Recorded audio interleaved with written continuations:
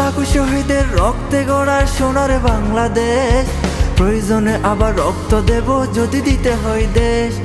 আমার দেশের প্রতিটা অঙ্গ বীর শহীদের গড়া, বাংলার মাঠে তাই ভাবে না ইহুদি দালালে যারা, যারা বাংলার টাকা লুটপাট করে বিদেশে পাঠায়, তাদের সাথে যুদ্ধ করবে ছাত্র জনতায়, তাদের সাথে যুদ্ধ করবে ছাত্র জনতায়।